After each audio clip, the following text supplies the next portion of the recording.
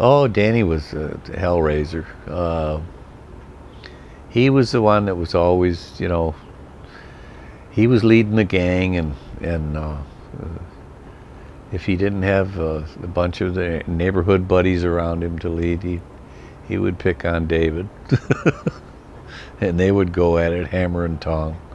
The two of them fought when they were little. Oh, growing up.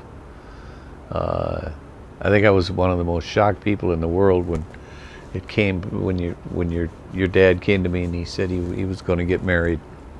And I said, "Oh, good." I said, "No, it was Danny. I'm sorry. Danny came to me and said he was going to get married." I said, "Great. It's a good girl, nice girl. I had met her." I said, "Well, have you picked you got to pick a best man. Have you picked anybody?"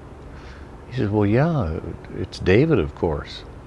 And I was shocked, because but it turned out they are the best friends, and they are today. So that pleases me. That's good. So Danny was the rabble rouser.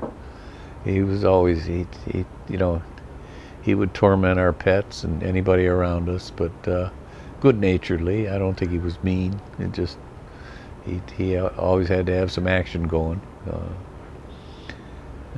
David was a little quieter, but David his thoughts ran a lot deeper. He was, he always knew where he was going and what he was going to do. He just didn't have to tell anybody about it. So they were a good balance back in those days. When we got ready to move to Chicago, we lived in suburbia, Florida, idyllic. They play every day, all day, beautiful weather.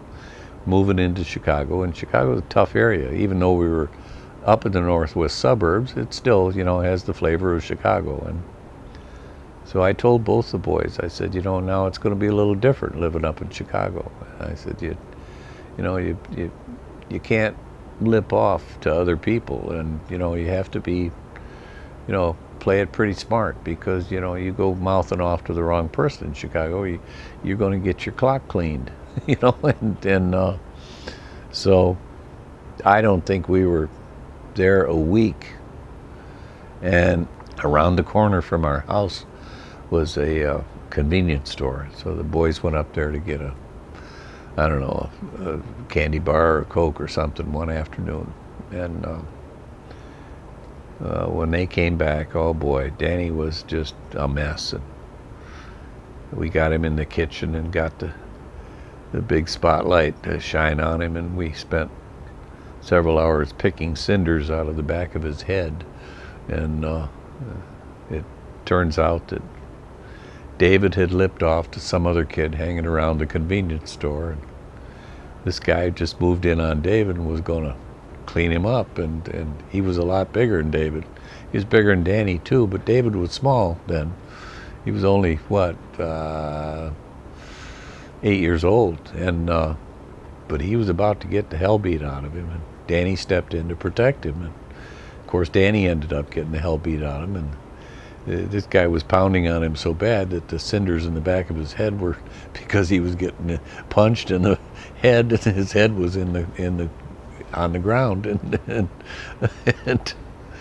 so he was very angry with David for lipping off. I think it was a good lesson to both of them.